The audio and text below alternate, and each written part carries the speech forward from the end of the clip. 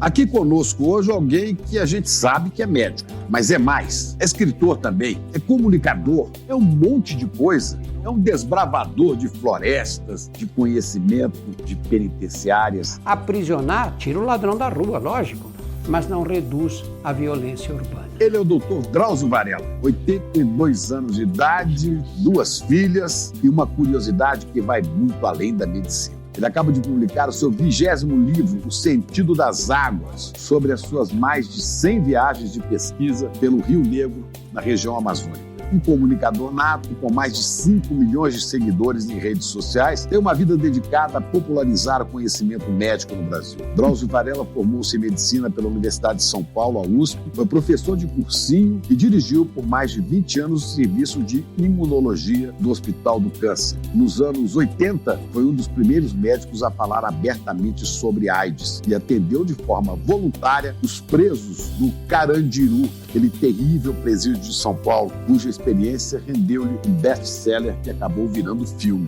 Faz campanhas contra o cigarro, é defensor intransigente da saúde pública e continua trabalhando com presos. Para o Dr. Drauzio, o SUS é a maior revolução da história da saúde do Brasil e até do mundo, um feito do qual todos nós brasileiros deveríamos nos orgulhar.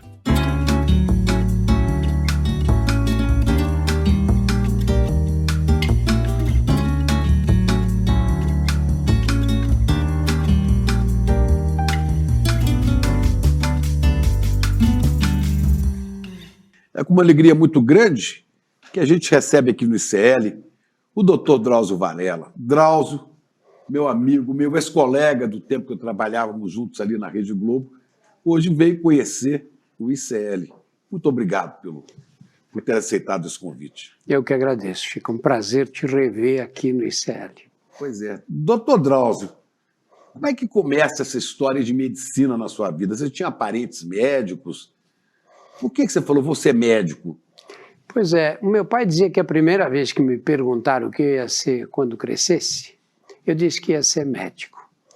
E eu não lembro de ter pensado em outra profissão em nenhum momento da vida. E não tinha nenhum médico para influenciar? Eu tinha um tio, minha família é uma família de imigrantes, né? Meu pai mesmo nasceu na Espanha, minha mãe era filha de portugueses, nós morávamos no Brás, que era o bairro por onde os imigrantes italianos, espanhóis e portugueses chegavam em São Paulo, que estava se industrializando naquela época. Eu tinha um tio, a família do meu pai, era meu pai, 2 irmãos, e a mãe, meu avô morreu muito cedo, e eu tive um tio que era mais novo do que o meu pai, que se formou médico. Foi o primeiro da família, aquela coisa de imigrante, né? Foi o primeiro que conseguiu estudar. Mas era a única pessoa. E é possível que ele tenha tido influência, né? Ou que eu tenha falado que queria ser médico, meu pai achou bonito, e eu, a partir daí... Meu pai dizia, somos 6 irmãos, né? Meu pai dizia, não, a única coisa que eu queria na família é que alguém fosse médico, e ninguém foi médico. Então, uma neta dele, né? Filho da minha irmã, mas não teve mesmo. Os pais sempre sonham ter algum médico. Especialmente famílias que vêm... procurando melhorar no nível social, né? Imigrantes, né? Que chegavam num país, o sonho deles era ter um filho médico. Na época, você tem uma filha médica, né? Tenho uma filha médica, mas hoje virou uma coisa mais comum, não é? Naquela época não era nem um pouco comum. Mas o que te atraía na medicina? Por quê? O que você imaginava? Eu vou cuidar das pessoas, eu vou aprender a ciência. O que era que te fascinava mais? Não, o que me interessava, o que eu mais gostava era entender o corpo humano, como funciona, né? E depois, essa figura do médico, né? Do médico que vai lá, que acompanha, que tenta cuidar dos outros, né? Que tenta, nessa época eu pensava muito no dia que eu chegasse e curasse uma pessoa que estivesse à beira da morte. Eu tinha essa visão romântica quando eu era criança. Você pensava assim, se meu pai passar mal, eu vou socorrer. Que eu ia ser o médico da família toda. Aqui, ó. Depois, mais tarde, você vai caindo na realidade, né? E chegou num momento crucial ali, que eu tinha que entrar na faculdade. Naquela época, São Paulo tinha 4 faculdades de medicina, o estado inteiro. Tinha a USP... Isso nos anos 60, né? 60. A USP tinha a antiga Escola Paulista, que depois virou a Unifesp, né, Universidade Federal, Ribeirão Preto, que era da USP também, e Sorocaba, que era uma faculdade da PUC, é até hoje. Então, São Paulo não formava 400 médicos por ano naquela época. Para o estado inteiro. Para o estado inteiro. Então, você imagina que a disputa era muito grande. E eu, com 17 anos, falei, eu não vou conseguir, porque eu era moleque, gostava de sair, encontrar os amigos, namorar. E eu falei, como é que eu vou competir com essa gente que estuda o tempo inteiro? Mas aí me deu, sei lá, um instante de lucidez e eu disse, olha, se eu não fizer isso, não vou conseguir. E aí estudei muito no ano que eu terminei o colegial, não passei, e no ano seguinte eu só estudava, Chico, só estudava, não fazia mais nada na vida. E foi bom. Pois é, e aí quando se formou, foi ser o que pensava em alguma especialidade? Olha, quando entrei na faculdade, eu fui convidado para dar aula no cursinho que eu fazia. Era um cursinho vestibular? O cursinho chamava 9 de Julho. Uhum. E eu e o João Carlos Digênio, que também era aluno da Faculdade de Medicina. Depois veio se tornar o dono de uma grande empresa de educação. Grupo educacional enorme, a Unip, né? E nós dois fomos convidados para dar aula no cursinho. E demos aula. E quando chegou no 5º ano, por uma série de acontecimentos, lá nós organizamos um cursinho porque o vestibular, o cursinho parava no Natal, e o vestibular era só fevereiro. E janeiro ficava para os alunos estudarem. E nós tivemos uma ideia de fazer um cursinho de férias ali. Intensivo.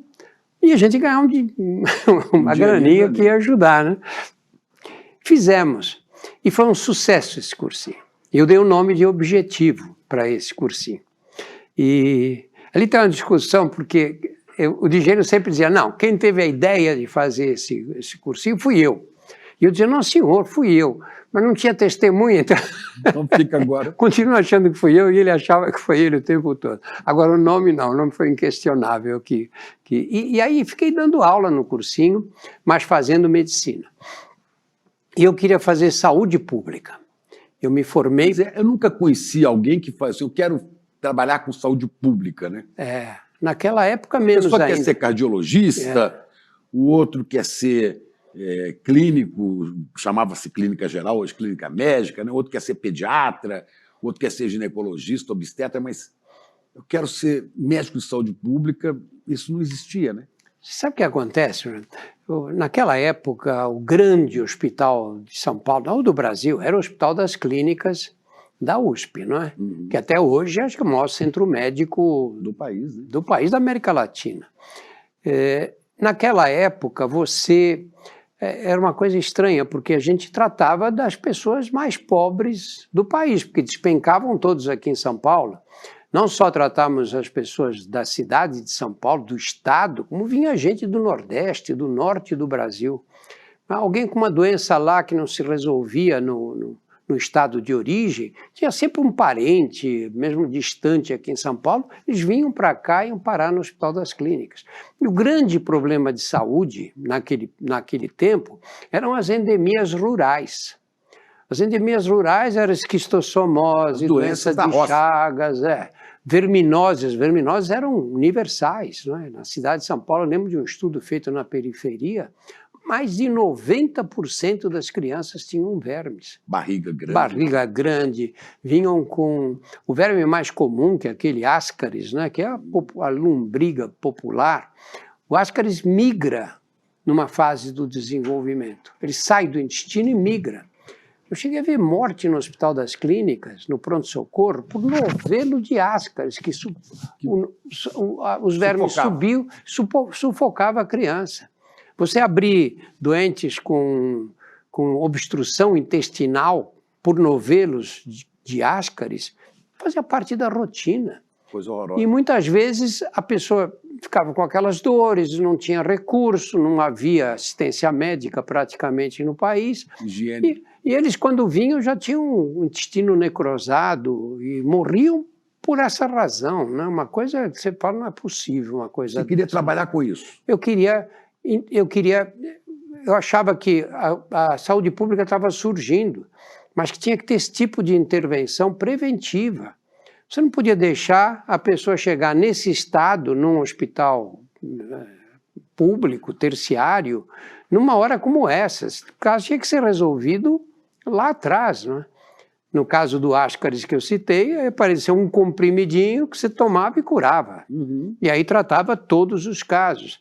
E nós vivíamos numa cidade aqui em São Paulo que vinha crescendo numa velocidade absurda. Muita gente da roça vindo para a cidade. Da roça e do... Eu lembro de uma vez o governador de São Paulo, em 67, eu estava me formando, e dizer que São Paulo, é muito difícil você controlar São Paulo.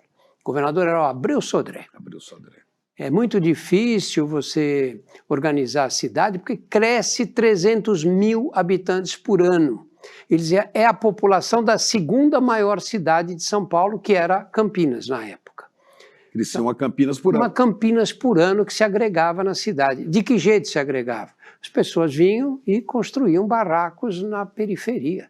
E a periferia de São Paulo foi inchando, sem luz, sem água encanada, sem esgoto. Então os problemas de saúde eram dessa ordem. E sem saúde pública. E sem saúde pública nenhuma. E sem a existência do Sistema Único de Saúde. Ah, nós queremos falar do SUS. A saúde, nessa época, dependia da caridade pública. Das Santas Casas, da Igreja Católica. Da igreja, os postinhos de saúde que alguns prefeitos montavam na sua cidade para lidar com os problemas mais comuns.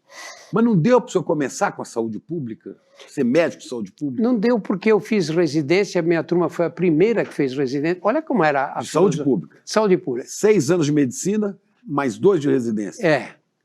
Olha como era a preparação. Todos nós aprendíamos medicina onde? Quem estudava na USP aprendia no Hospital das Clínicas, que atendia gente pobre do Brasil inteiro. Muito bem. Mas nós éramos preparados para um dia montar um consultório. Por isso é que todo mundo saía especializado. Porque nós aprendíamos, na verdade, essa que é a crueldade do processo. Aprendíamos, na verdade, com gente pobre, com gente humilde, mas com o objetivo de atender gente rica para poder ter um bom padrão de vida. Seus pacientes na faculdade, né, eu não sei se aqui chamava assim, em Belo Horizonte chamavam jacarés, né? Não, aqui não. Em Belo Horizonte, o indigente, que era o jacaré, era uma coisa depreciativa que a turma de medicina falava. Você aprendia com jacarés pobres, né, para depois pegar esse aprendizado e aplicar nos ricos e ganhar dinheiro no consultório. Era essa filosofia. E aí, quando eu me formei, eu queria sair para atender pelo interior e tal, tinha essa pretensão. Mas eu tinha casado e a Secretaria da Saúde tinha organizado a carreira de sanitarista. E eu fui lá conversar. O salário era, eu lembro que era 1.300, não sei o quê. Era pouco mais do que o salário mínimo. Não, era o aluguel do meu apartamento, não pagava o condomínio. E aí eu disse, não adianta, isso aqui eu não vou conseguir sobreviver desse jeito. Aí o médico sanitarista ficou um pouco adormecido. Ficou, fui para o lado de moléstias infecciosas, fiz um tempo... Infectologista? Infectologia, e aí... O próprio destino médico ali me levou para o Hospital do Câncer, virei oncologista, que foi o que eu fiz a vida inteira. Né? Mas aí todo tipo de câncer, né? Aí, no começo, sim, porque eu sou da geração que formava generalistas, mas a oncologia foi evoluindo tanto, né, em função da quimioterapia, dos avanços na genética e na radioterapia. Todo mundo teve que se especializar. E aí eu comecei a tratar basicamente de mulheres com câncer de mama. E fiquei 30 anos só vendo câncer de mama. Quem eram na faculdade, logo depois, quem eram os seus modelos, assim, médicos e professores, por quem você tinha admiração grande, que te ajudaram a pensar na profissão? Olha, Vários, não muitos, viu? Não, eu digo que sejam conhecidos das pessoas. Não, mas pensa o seguinte, Chico, quantos professores você teve desde que você entrou na escola? Um monte, né? Dezenas, não é? Agora, quantos te marcaram mesmo? São poucos. É meia dúzia. Meia dúzia de professores é que fazem a diferença grande mesmo, porque você olha e fala, esse cara me ensinou coisas importantes. E quando alguém te ensina qualquer coisa, você fica agradecido, não é verdade? Uhum. Um homem que te ensinou como é que você ajeita a isca no anzol da vara de pesca. Você fica agradecido por ter aprendido com ele uma coisa tão simples assim, não é? E eu tive na faculdade gente que levava a medicina a sério, gente que faz... Os primeiros que me influenciaram muito foram os da cadeira de parasitologia na época, que era um pessoal muito engajado politicamente. Havia alguns que pertenciam ao Partido Comunista e eles tinham uma ligação muito forte com a saúde, sabe? Esse pessoal que cuidava bem da saúde pública, os infectologistas, em geral, eram pessoas idealistas e de esquerda, né? Em geral, sim. E eles foram dizimados pelo golpe militar, pela ditadura. Eles foram expulsos da USP. A Faculdade de Medicina, né? A Faculdade de Medicina sempre foi muito reacionária. E eles foram expulsos. Só lá na Faculdade de Medicina foi o Luiz Hildebrando, o Ernei Camargo, gente que se destacou em pesquisas, muitos foram para o exterior e depois voltaram para o Brasil, felizmente, né?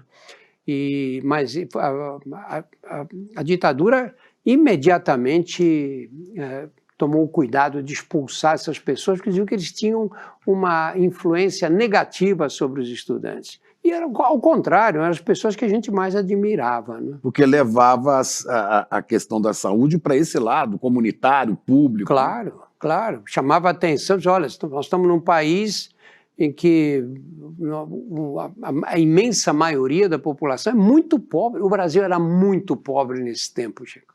Muito pobre. Você saía de São Paulo, ia pelo Nordeste, você olhava aquelas cenas, aquelas cidades quentes. Miséria, né? Miséria, população andando descalça, aqueles jumentos aqueles jegues com 2 barricas de lado, eles iam até o açude buscar água. Você olhava aquela água e falava, não é possível que alguém tenha coragem de beber essa lama aqui, não é? O Brasil era muito pobre, pobreza na cidade, pobreza no campo, pobreza para todo lado. Eu conheci isso bem, porque o meu pai era topógrafo e eu viajava muito com ele para o interior do Brasil, né? Então eu via o pessoal bebendo água barrenta, né? E nas casinhas do interior, né? Com a situação que as pessoas viviam, a falta de saúde, os barrigudinhos, né? As crianças com vermes, né? Era triste o Brasil, muito triste. Quando a gente pensa, Chico, eu vejo hoje, a gente, por causa da televisão, circula muito pelo país, né? Você vai naquelas cidades, você olha a diferença que é hoje. Nem digo dessa época, 50 anos atrás, eu digo de 20 anos atrás. O Brasil melhorou muito. Melhorou muito. A gente fala mal do país e tudo, mas não para pensar um pouco. E na saúde tivemos esse avanço extraordinário, meados dos anos 80, que foi a criação do SUS, né? Que começou se chamando Ações Integradas de Saúde, né?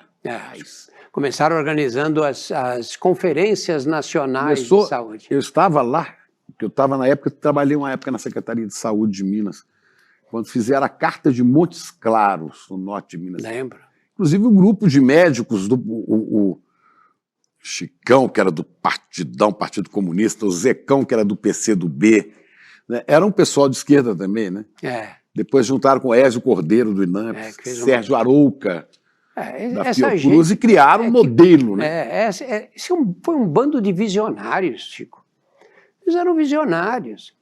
Imagina você chegar naquela época em que a saúde era privilégio de quem tinha condições de pagar, e dizer, nós vamos dar saúde para todo mundo de graça. Eu confesso que a primeira vez que eu ouvi, eu falei, mas isso é um sonho, como é que você vai... De onde vem esse dinheiro? Não tem esse dinheiro. E não tinha mesmo.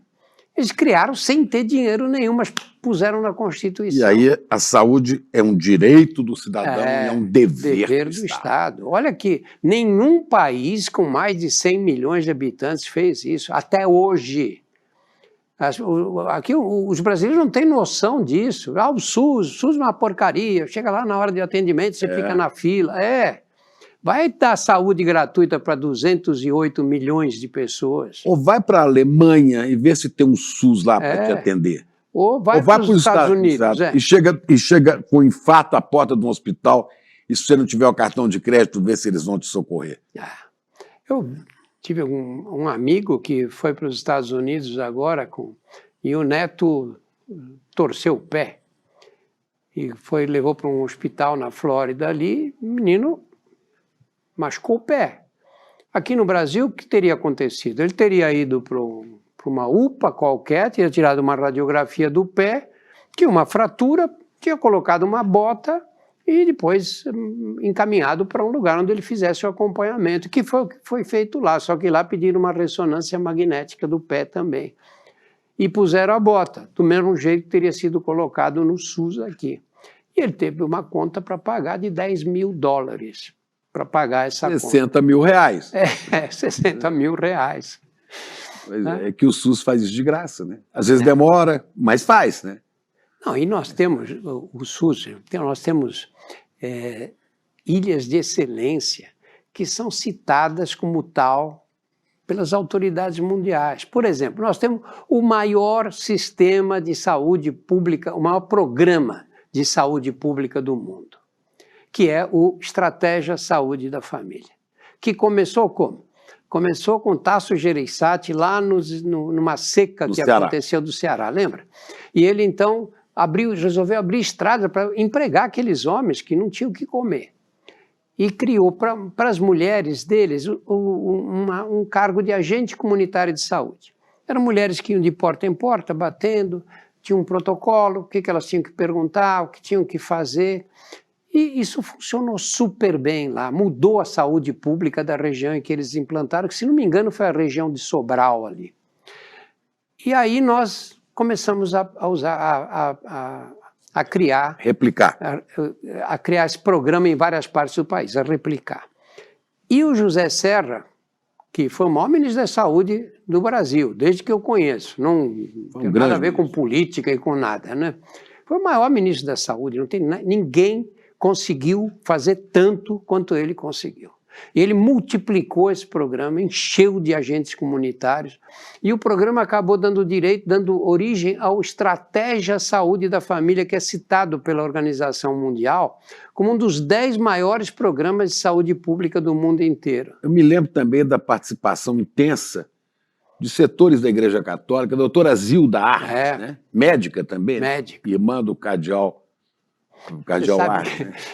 Trabalhava nesse programa, Nesse programa, e ela fez o programa para as crianças, né? Da saúde da criança. Esqueci o nome, tinha um nome esse programa, em que eles distribuíam soro caseiro para as crianças todas.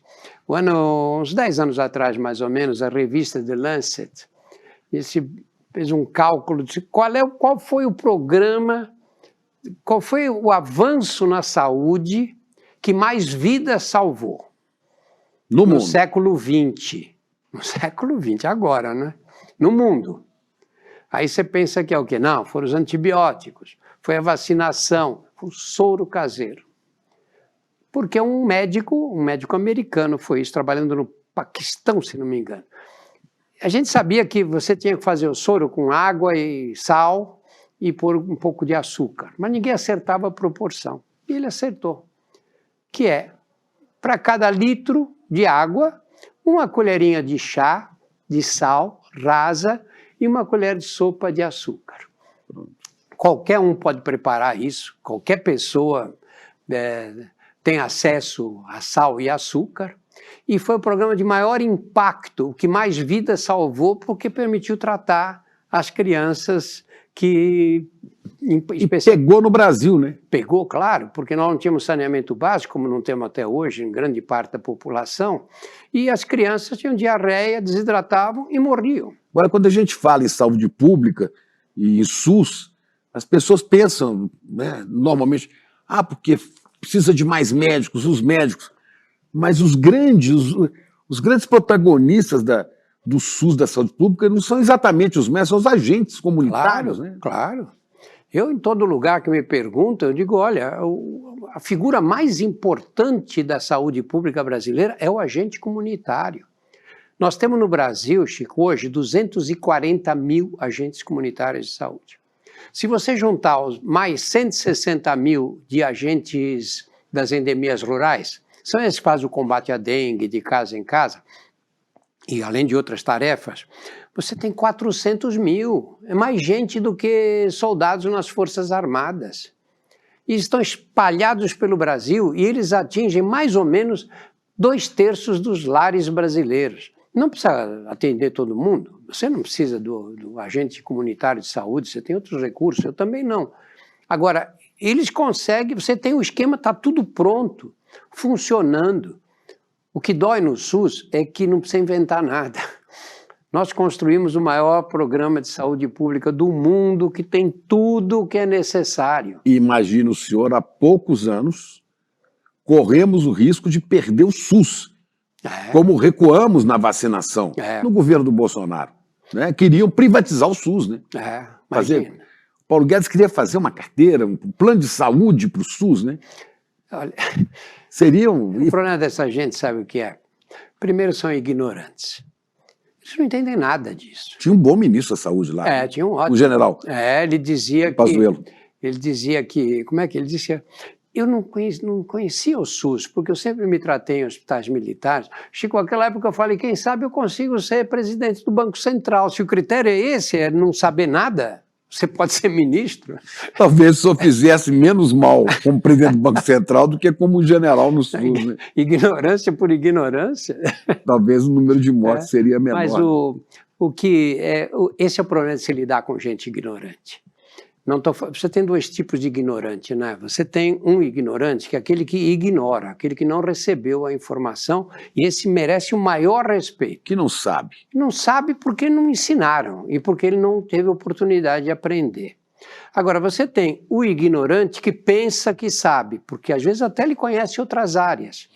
E ele pensa que sabe, e esse é o cara que vai fazer besteira e que vai ser muito pernicioso. Naquela época, se você tivesse uma pessoa que dissesse, olha, eu sou ignorante em saúde, eu nunca aprendi, não sou médico, não sou enfermeiro, não sou nada, eu vou chamar alguém que entenda.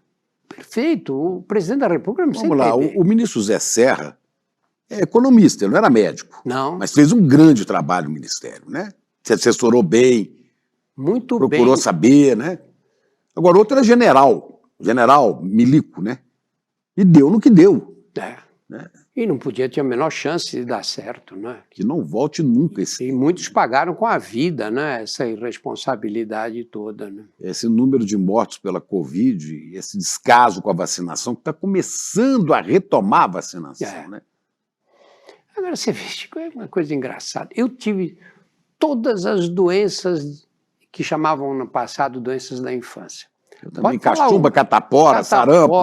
Só não tinha poliomielite. Aquela que a mãe botava os filhos juntos para pegar logo. Para pegar logo, ficar livre, né? Rubéola, né? Tinha uma criança com rubéola na vizinhança, as mães se comunicavam, olha, a filha de fulano está com rubéola, levava as meninas, porque era para ter rubéola nessa fase e não depois, durante a futura gravidez, né? Mas porque nós não tínhamos vacina. Não existia.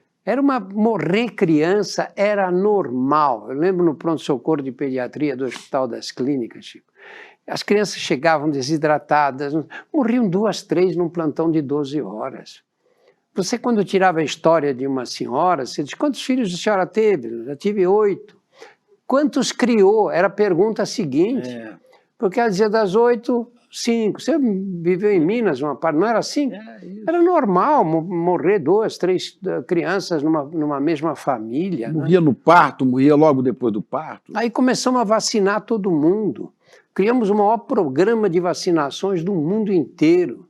Olha o que aconteceu com a mortalidade infantil. Quando eu nasci, a mortalidade infantil era de 120 crianças para cada 1000 nascidas. Você acha que nós já recuperamos o estrago do governo passado? Ainda não. mas porque esse processo é lento, porque vacina, Chico, você está doente, está aí com febre, se sentindo mal, você vai ao médico, vai ao pronto-socorro. E aí ele fala, olha, você vai ter que tomar esse remédio, dá um pouco de enjoo e tal, mas você vai para casa e você toma o remédio, porque você está doente. Na vacina é o contrário. Na vacina você pega o teu filho, saudável, pega ele pela mão e leva para tomar a vacina. Você não admite que essa vacina possa causar problemas. Então, a vacina depende da confiança da população. Se a população não tem confiança, a vacinação vira um fracasso. Se um capitão que vira presidente diz esta vacina provoca AIDS, acabou. Pronto. É o presidente da Basta República. isso, não precisa mais nada. Mas você acha que a gente se recupera? Eu acho que estamos nos recuperando rapidamente dessa situação, né? Que coisa terrível. Agora, a gente se conheceu na Globo e como, que é uma coisa impressionante, né? Eu não sei se eu pensava, né? Será que o Drauzio pensava que ele ia ser uma celebridade? Você é um artista do ponto de vista da comunicação. O Brasil inteiro te conhece, te adora. As pessoas aqui querem tirar foto. Ó, doutor Drauzio aqui. Né? Você pensava que ia ficar conhecido assim? Pensava? Não, nunca pensei. Nunca pensei. E o que destravou isso? Foi o grande responsável... Foi o Carandiru? Não, o responsável por isso foi um médico, foi um homem, um jornalista chamado Fernando Vieira de Mello, que era o redator-chefe da antiga Jovem Pan, quando era a Rádio Jovem Pan. É. Aí veio a epidemia de AIDS. Do tempo do quantas horas? 7. Isso. Quantas, né? O Fernando era um gênio. E eu tinha voltado de um congresso na Suécia, foi em Estocolmo, sobre AIDS. E a AIDS estava devastando. Final dos anos 80? Início dos anos 80. Estava ainda mau conhecimento da epidemia, dos meios de transmissão e tudo. E aí eu voltei, passei lá na Jovem Pan, que era ali na Paulista, para conversar com ele. Falei, pô, Fernando, a gente era muito amigo, estamos vivendo uma situação, essa doença vai ser uma tragédia, porque isso vai gerar uma epidemia no Brasil. E a doença é muito grave, vem as infecções uma atrás das outras, os doentes morrem na cara da gente. Perdem a defesa, né, o sistema imunológico e vão morrendo de tudo, né? De tudo, e depois de um longo sofrimento, que era o mais triste, né? E aí eu disse, aqui no Brasil a gente trata isso como peste gay, na época, você lembra desse termo? Lembro. A própria imprensa usava isso, a imprensa mais reles, chamava de peste gay. Eu falei, é um absurdo, porque se você fixa essa ideia de que é uma doença dos gays, os outros se sentem protegidos, as mulheres se sentem protegidas. E quantas pessoas morreram pelo HIV com transfusão de sangue? Pois é. Né? Como Betinho, Enfio. E tantas outras, né? E mulheres que tiveram um homem só na vida, tinham tido um namorado, casado com ele, é o único homem com quem elas tiveram relações, e que pegavam o vírus, porque ele se infectava fora e trazia o vírus para dentro de casa. Ou por uma transfusão de sangue, ou por transfusão uma agulha de sangue, infectada. Claro. Aí eu tive essa conversa com o Fernando, falei, tem que explicar para a população o que é isso. Não existe doença sexualmente transmissível que poupe um dos sexos. Qual é a doença? Que só dá em homem ou que só dá em mulher? Sexualmente transmissível pega todos e você não acaba mais com elas. Nunca mais. Olha, o pessoal fala, não, mas a AIDS ainda vai desaparecer com um medicamento. Olha a sífilis. A sífilis está aí há quantos anos? Você cura com 2 injeções de benzetacil, que é uma penicilina, penicilina benzatina. Você dá 2, você cura, acabou. Custa, eu não sei quanto está custando agora um frasco de benzetacil, mas não deve passar de R$10. Cura, definitivamente. E matava. Pois é, e está aí até hoje e a incidência aumentando. Então, doença sexualmente transmissível, a gente não acaba. Pode combater com medidas de prevenção, etc., mas não acaba. Eu disse, essa doença nunca mais vai desaparecer e nós vamos infectar as mulheres, que vão achar que com elas não vai acontecer nada, porque não são gays, os homens heterossexuais, os usuários de droga injetável. E ele disse, peraí, vamos gravar isso que você está falando aqui. vamos gravar. Eu falei, você vai fazer o quê com isso? Não, vamos gravar só essa conversa para a gente ver o que dá para fazer. Isso lá na Rádio Jovem Pan? Na rádio. Aí chamou uma jornalista que chama Maria Elisa Porchat, que sentou do meu lado, e a gente gravou. Passaram-se umas 2 ou 3 semanas, eu estou na rua, na Paulista mesmo, até perto da Pan. E aí encontrou um amigo e falou, eu vi você ontem falando na Jovem Pan. Eu falei, não, ontem não. No rádio você ouviu? Eu falei, eu vi. Não era TV, era só rádio. Só rádio. Rádio AM ainda naquele tempo. Aí eu liguei para ele, liguei de um orelhão. Você lembra do orelhão? Lembro, claro. A fichinha, põe ela. A ficha caiu. Fernando, tem um cara aqui, um amigo que está dizendo que me viu na Jovem Pan ontem. Ele falou, eu fiz o seguinte, eu peguei aquela conversa tua com a Maria Elisa e eu dividi em fragmentos. E eu estou rodando na programação. Eu falei, você é louco? Eu vou subir aí. Fui até lá. Falei, Fernando, médico sério no Brasil não aparece nos meios de comunicação de massa, porque isso é entendido como sendo autopropaganda. Você vai me pôr numa situação horrível com os meus colegas. Isso aí você tem que resolver. Então, você quer estar bem com seus colegas? Ou você quer transmitir informações importantes como essas no meio de uma pandemia? E aí ele ganhou. Aí ele me pegou nessa frase dele mesmo. E logo depois você foi fazer uma experiência num presídio, era no Carandiru já?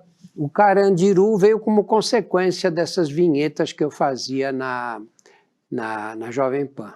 Ele era tão genial, ele dizia o seguinte, olha, o rádio é o meio mais certeiro para atingir as pessoas. Você está no seu carro, ouvindo o rádio. Entra um amigo dentro do carro, você desliga o rádio. Televisão, você recebe visita com o aparelho ligado. O rádio é o momento de reflexão. A pessoa deita para dormir, liga o rádio. Está ouvindo aquela notícia, ele presta atenção na notícia. Então as mensagens têm que ser curtas. Não pode durar 5 minutos, porque 5 minutos ninguém mais tem tempo, a cidade é grande, mas já era grande nos anos 80. Né? Ele disse, você chega no seu destino, você sabe que aquela mensagem vai durar 1 minuto e meio, aí você fala, vou esperar para ver o fim. Olha, é o que eu faço hoje no TikTok. Pois é, cheio de seguidores. Porque é o rádio, né? O rádio moderno, né? Eu, às vezes, tomo banho ouvindo notícia, ponho o celular dentro do banheiro para ouvir notícia. Mas como é que foi sua chegada nos presídios? Você tinha uma fascinação por presídio? Né? Desde criança. Viu um filme? Eu vi um filme que chamava Força Bruta, com o Burt Lancaster. Eu vi O Homem de Alcatraz, que era um negócio que impressionava muito também. Sensacional, mas esse Força Bruta era uma história que se passava num presídio americano em que os presos organizavam uma fuga. Branco e preto o filme. Quando eu publiquei o livro Nas Ruas do Brás, o pessoal da Companhia das Letras me deu esse vídeo com o filme. Eu já tinha mais de 50 anos. E eu assisti ao filme com 7 anos, Chico. 7 anos de idade? E aí eu assisti com a minha mulher e fiquei lembrando do filme. Eu lembrava de detalhes, eu lembrava de falas. Olha o que deve ter me marcado essa história toda. E você tinha assistido mais de uma vez? Não, guardou? Só uma vez. E aí, aquele universo da prisão era um mundo que você queria conhecer. Me fascinou naquela época, né? E aí eu fui fazer um vídeo na detenção, porque... Bom, a detenção era ali do lado, já era o Carandiru. Era o Carandiru. Porque ali tem o presídio do Estado também. Tem a penitenciária do Estado, que está lá até hoje, tombada pelo patrimônio. E a detenção eu fui lá para fazer um vídeo sobre AIDS. E quando eu entrei na cadeia, me deu uma sensação daquele filme que eu tinha assistido. Quantos presos existiam? Na época lá eram entre 7 mil e 8 mil. Era uma cidade. Todos homens? Todos homens. Era uma cidade, com leis próprias, com isso organização. Isso no ano 89? 89. E eu acabei me envolvendo lá, porque fiquei com essa coisa na cabeça, falei, olha, tem que fazer um trabalho preventivo. Passou a frequentar semanalmente?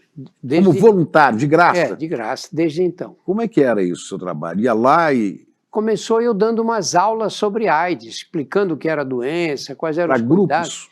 Não, a gente juntava 400, 500 homens, tinha um cinemão antigo lá, e esse cinema, que já tinham queimado o cinema numa rebelião anterior, era, na verdade, um cimentado, assim, com um palco, e o pessoal da Unip me emprestava um telão, equipamento de som, eu ia, passava um vídeo sobre AIDS, e descia no meio deles com um microfone com um fiozão, não tinha microfone sem fio naquela época, e ia respondendo as perguntas.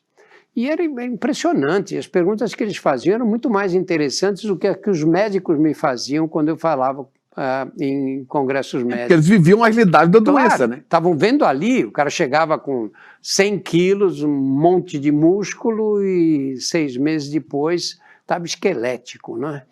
E essa experiência eu comecei a ser interpelado pelos presos, que vinham: oi, doutor, eu estou com febre, outro falava, se queixava que estava com um sapinho na boca, o outro...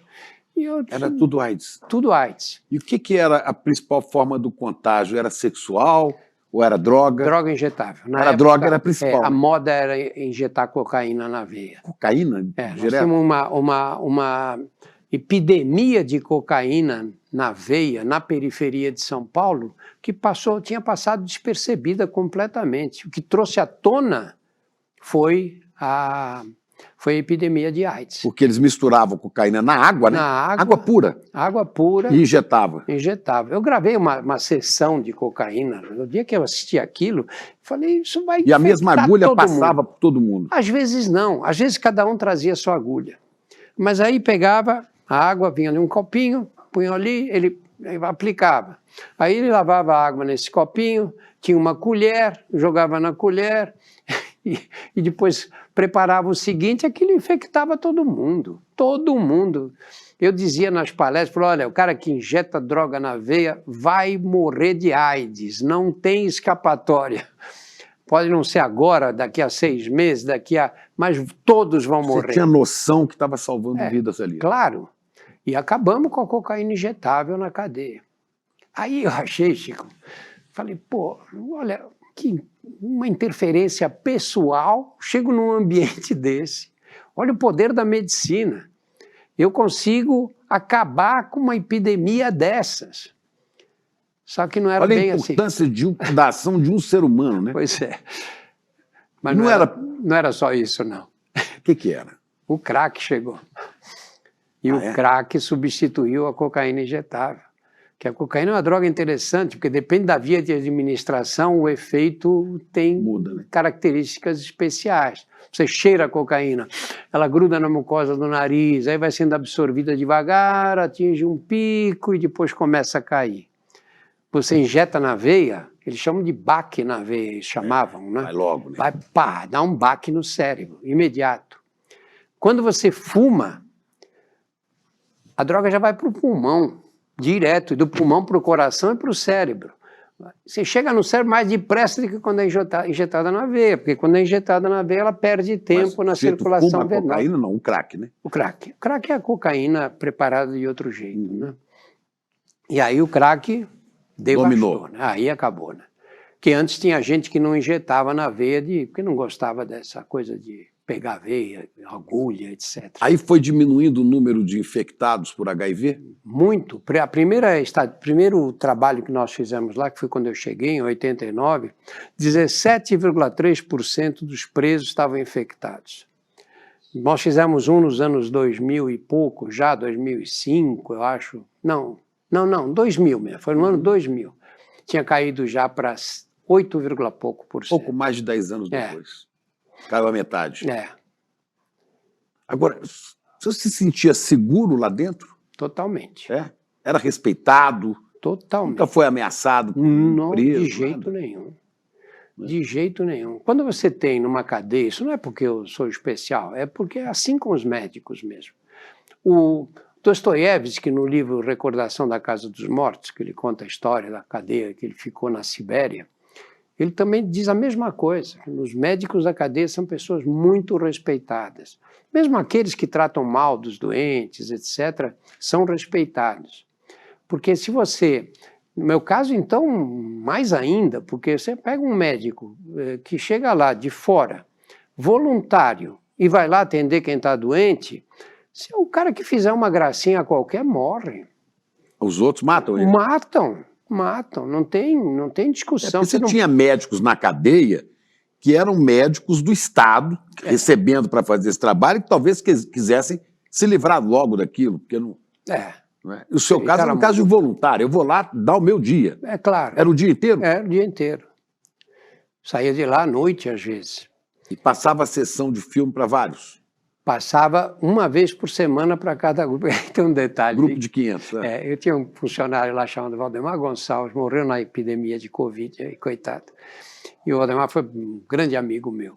O Valdemar me ajudou a organizar isso. Ele dizia, doutor, o problema é o seguinte, para a gente conseguir, uma cadeia tem 7.000 e tantos presos. Se a gente disser, quem quer ver a palestra? Um vai 2 vezes, outro vai nenhuma, e fica assim. Então a gente faz o seguinte, deixa todo mundo fechado. Aí nós vamos pegar, sei lá, o 4º andar do pavilhão 5. Então, só abre o 4º andar do pavilhão 5. Vem lá, 300, 400 presos. A gente leva até o cinema. O cinema. Eu já tinha feito um acordo com os chefes de faxina, que na época eram os líderes da cadeia. Que eram presos também. Que eram presos. E o preso, quando está no pavilhão dele, tinha segurança, mas quando ele cruzava para outro, podia morrer. Então, fiz um acordo com os chefes numa discussão que a gente teve, falei, olha, se morrer alguém, o programa acaba. E eles falaram, doutor, pode ficar sossegado, ninguém vai morrer. Então, preso de um pavilhão não podia passar para ir para o cinema através do... encontrar um amigo, encontrar um inimigo. Né? Claro. E aí, nesse dia, podia. Então, a gente trazia os presos para cá. E depois abria para todo mundo. Né? Só que, diz o Valdemar para mim, doutor, tirar vagabundo da cama às 7h30 da manhã, para as 8 horas ele está lá, você não vai conseguir. Então, vou dar uma sugestão para o senhor. Tem um telão aí, não tem? Tem um som, tem tudo. O senhor faz como está fazendo. Faz a palestra, terminou a palestra, o senhor agradece, sai da sala, que é para não perder o respeito. Vai embora. Vai embora. Mas não perder o respeito como? Porque aí eu passo um filme de sacanagem. Vai passar uma pornografia para eles. Aí ficariam todos. Né? Aí você pensa, pô, Valdemar, mas o cara vai chegar só na hora do filme. Não. A programação é um pacote. Você tem que assistir primeiro. Tem que assistir a palestra. E deu super certo. Que mundo diferente, né? Só no Brasil que uma coisa dessa é possível, né? Pois é, agora naquela época, você começou a trabalhar aí, né? A AIDS matava muito, havia muitas mortes também de brigas, de facções internas, né? Muita. O crack, as brigas e mortes. Se faziam dívida, né? O crack é droga compulsiva, né? E aí o que aconteceu? Depois do massacre do Carandiru, surgiu o PCC, né? Pois é, isso eu queria ver. Quer dizer, morriam muitos eram assassinados lá dentro. Assassinados? Briga, né? É uma facção da Zona Leste, outra da Zona Norte, né? Exatamente. Eu vi um relato seu disso, que eles se agrediam. E você tinha que dar um atestado de óbito. Você que era o médico de segunda-feira. Eles traziam o corpo, às vezes a pessoa ainda respirando, todo esfaqueado. Né? As cenas horrorosas. Horríveis mesmo. Coisa que eu não gosto de lembrar, né? E aí você tinha que fazer um atestado de óbito sumário para levar para o Instituto Médico Legal. Tirar o cadáver dali. Levar para lá. E morriam... É difícil passar uma semana que não morresse alguém lá. Às vezes morria mais de um fim de semana. Às vezes mais, 2 ou 3 na mesma semana e tudo. E o que... Quando houve, depois do massacre que surgiu... Então vamos para o massacre, né? Quer dizer, aí... O senhor foi fazendo esse trabalho como voluntário, né? Curioso que o senhor já disse que não é uma pessoa ligada a religião nenhuma, né? Não era um trabalho religioso, não. Nem político, né? Era um trabalho voluntário de amor à profissão e curiosidade e tudo mais, né? Nem sei se é amor à profissão que justifica isso. Eu acho que é pela... Você fazer um tipo de medicina como era no passado remoto. Você chega num lugar desse, não tem exame de laboratório, não tem raio-x. É você, o doente e uma cesta básica mínima de medicamentos. e você faz lá a medicina verdadeira. Tem que auscultar. Auscultar, examinar, olhar e ir rápido, porque eu atendia 70, 80 de cada vez lá. E tentar fazer esse tipo de medicina, o que é uma coisa muito interessante. Acho que imagino que é o prazer que vocês têm no repórter que vai para a rua, que vai atrás da matéria, né? Como era o repórter de antigamente, né? E eu fiquei apaixonado por esse tipo de trabalho, e sou até hoje. E por mergulhar no meio desse universo tão afastado das pessoas, da classe média brasileira, né? O que são esses homens e essas mulheres presidiários no Brasil? O que é esse Brasil, não é? Porque esse é o Brasil que vai parar naquele lugar, né? Uma vez, numa discussão aí na época da pandemia, numa live, o Ataíde, aquele líder comunitário no Rio de Janeiro, disse para mim: o senhor, doutor Drauzio, que está aí há mais de 20 anos atendendo em favelas. Falei: não é favela, desculpa, eu atendo na cadeia. Falei: e a cadeia o que é, se não é uma extensão da favela? É a mesma coisa, né? Bom, mas aí, para ir não perdendo muito tempo, o timing disso, você vem trabalhando no meio dessas pessoas, convivendo com elas. Quantas histórias, né? Ouviu muitas histórias. Dava para fazer 20 livros, porque as histórias vêm prontas, né? Você pega, às vezes, um moleque aí de 22 anos de idade, ele começa a contar todas as peripécias pelas quais ele passou, Chico. Você fala: pô, esse cara tem 80 anos, que não dá tempo em 22, né? E você entra em... Porque, na verdade, as paixões humanas são limitadas, né? Você não cria uma paixão nova que não tenha sido experimentada por outro ser humano, né? Ciúmes, amor, ódio, generosidade, violência, tudo isso está no universo de todos nós. Só que ali você tem isso em estado bruto, né? Portanto, muito mais claro aos seus olhos, né? E porque também... ler um Dostoiévski na prática. Na prática, viver. Crime e Castigo, os Irmãos Karamazov, ali, né? Casa dos Mortos. Eu, quando li o Dostoiévski, já tinha feito o livro, porque eu não tive coragem de ler antes. Falei: se eu ler, eu vou parar, porque como é que eu vou escrever como o Dostoiévski? O livro, o Carandiru. Quando eu estava escrevendo. A hora que eu acabar de escrever o livro, eu leio o Dostoiévski. E li. E eu notei umas coisas que o Dostoiévski me decepcionou. É horrível você ter essa sensação, né? Você fala: sou um idiota. O Dostoiévski me decepcionou. Mas porque o Dostoiévski era um intelectual. E esse intelectual foi para a Sibéria por quê? Porque estava organizando uma coisa para depor o czar da Rússia. Foi condenado à morte. E o diretor da prisão chegou no dia, colocou todos os condenados à morte no pavilhão, mas já tinha chegado a clemência que o czar tinha dado na véspera. E ele ficou na frente do pelotão de tiro, esperando a morte, que não veio. Aí foi parar na Suécia. Eu senti falta dele falar um pouco mais daquelas pessoas. Da experiência dele com aquelas pessoas. Tem uma hora que ele conta de 2 irmãos que eram cossacos, que roubavam cavalos. Pô, eu queria saber como é que é no século XVIII, ou no século XIX, você tem ladrões de cavalos. Como é que eles faziam? Como é que eles roubavam? O Dostoiévski não conta, por isso que eu digo que ele me decepcionou. Porque eu acho que ele tinha uma posição um pouco distante do dia a dia. Do intelectual. O seu era de um médico metido dentro daquela coisa, Dentro, conversando, ouvindo história. Agora, criava-se ali laços afetivos, eram criados? Criava.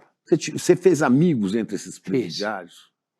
Fiz amigos e construí relações humanas, que você não pode chamar de amizades, mas que persistem. Quantas vezes estou andando na rua e aparece alguém que diz: ai, doutor, eu tive lá. Quando eles falam que eu tive lá, eles não falam que estive na cadeia, nenhum fala. Tive lá, você já sabe onde tive lá, já sei onde é.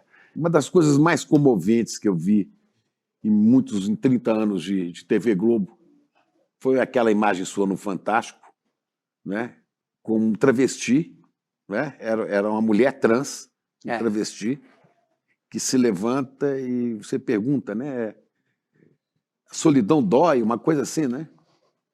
E ela disse: Muito, né? Não, eu não lembro qual foi a pergunta. Foi sobre a solidão. Eu falei solidão, né, minha filha? É. E ela se virou para mim com um olhar que eu nunca mais esqueci desse olhar. Uma das coisas mais tristes que eu vi na vida. Ela estava, acho que, 11 anos presa, sem ter uma visita, sem ninguém. E das coisas mais belas que eu já vi, que me emociona quando eu lembro, né? Foi a sua espontaneidade em acolher, em abraçar. Depois sofri as consequências disso na internet, né? Ah, sim. E aí veio um apedrejamento. Abraçando o gay, o viado, né? Assassino. Ela tinha matado um menino, parece. E eu não sabia. Eu nunca perguntei para os presos, não pergunto o que eles fizeram. Porque você não é juiz, quer saber por quê? Eu sou médico, eu estou lá para tratar as pessoas doentes. Eu vou chegar e dizer, que crime você cometeu? Pô, aí eu vou dizer, você não atendo aquele outro que é um ladrão mais bonzinho, né? Você fez um crime que eu odeio, então isso não dá para confundir essas duas profissões, nem essas duas atividades, né? E aquela presa estava numa ala masculina, né? Estava na cadeia masculina. Masculina. Eu me lembro você falando, minha filha, isso marcou muito também, né? Mas, enfim, foi uma emoção na hora que eu tive. Eu nunca abracei preso nenhum nesses anos todos. Mas ali, primeiro, não estava como médico. Estava como repórter da TV Globo, não é verdade? Não estava como médico. E veja lá... Mas te tocou muito. Aquele olhar... O olhar das pessoas que sofrem é o que comove a gente, né? É o olhar, não é o que ele fala, o corpo, é o jeito que te olha. E é o aprendizado da compaixão, né? Sentir o que o outro está passando, né? Agora, vamos falar do massacre do Carandiru. Eu me lembro bem do dia, véspera de eleição, começou a pipocar nas redações.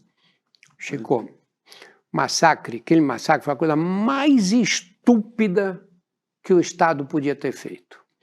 Esses idiotas que ficam dizendo, mataram um pouco, são ignorantes. Mataram 111 só. São ignorantes. Os presos dizem que foi muito mais de 111, né? Não, mas foram 111 mesmo, parece que não. Onde é que teriam escondido os outros corpos?